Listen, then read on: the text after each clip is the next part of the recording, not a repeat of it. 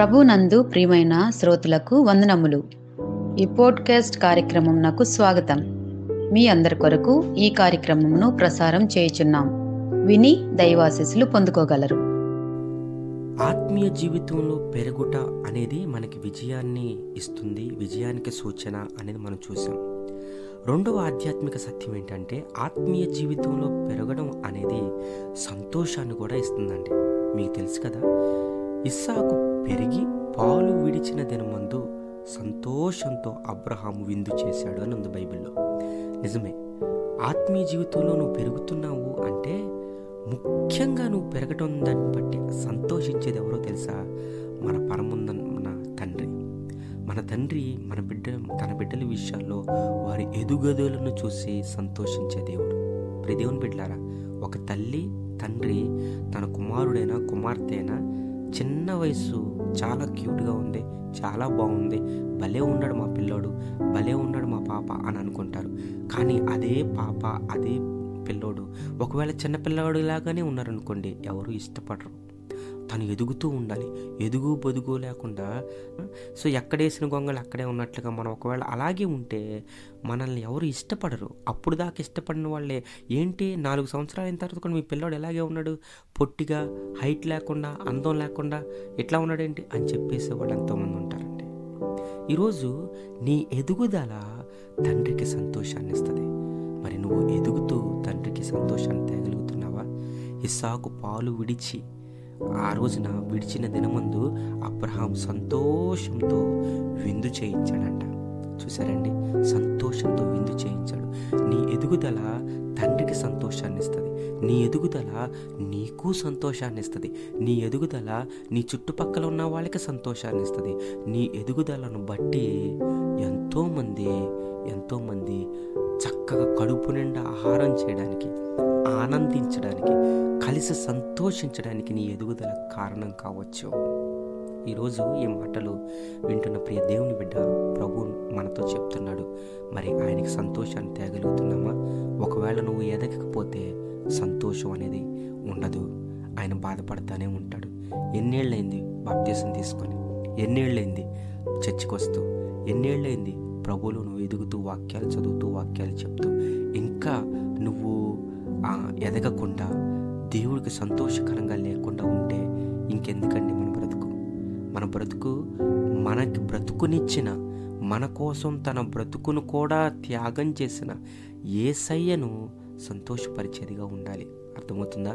యేసయ్యను సంతోషపరచని బ్రతికే కాదు, యేసయ్యకు ఆనందం తేని బ్రతుకే కాదు.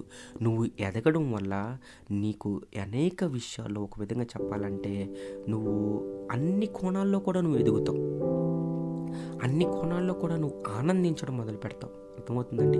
యేసయ్యను బట్టి దేవుడు ఆనందించాడు. ఇదిగో ఈయన నా ప్రియ కుమారుడు, ఈయన యందు నేను ఆనందించుచున్నాను అన్నాడు. ఎంత అద్భుతమో కదా!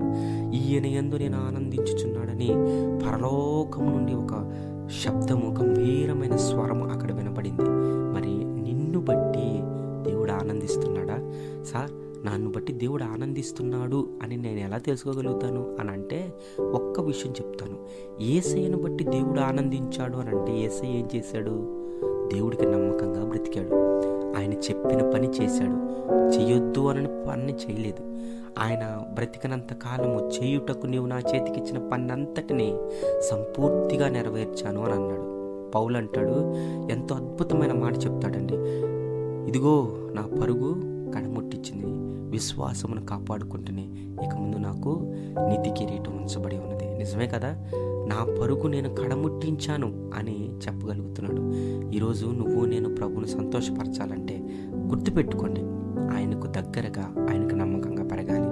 సంతోషం అంటే మనము లోక సంబంధమైన జబర్దస్తుల్లోనో, లేదంటే ఫన్నీ ఈవెంట్స్లోనో, ఫన్నీ కామెడీల్లోనో చూసే సంతోషం కాదు.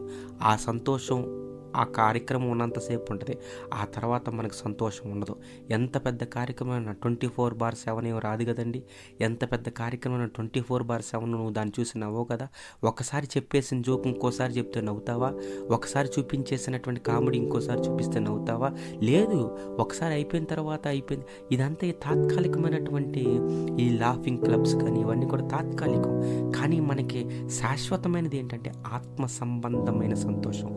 ఒకడు పైకి నవ్వుచుండినను హృదయమున దుఃఖం ఉండవచ్చును అని సామెతల గ్రంథంలో ఉంది. ఒకవేళ నువ్వు పైకి నవ్వుతున్నావేమో కానీ హృదయంలో దుఃఖంతో ఉన్నావేమో.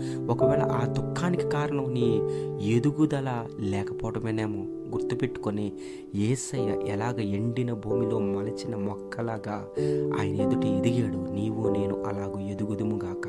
తండ్రి యొక్క ముఖములో సంతోషమును తెచ్చుదుముగాక. ఆమేన్.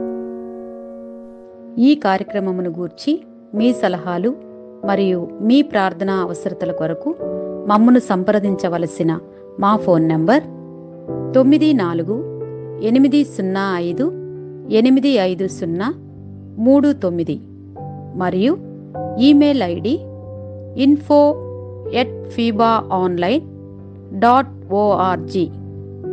మా ఫోన్ నంబర్ మరొకసారి 9480585039. Email ID info@fibaonline.org.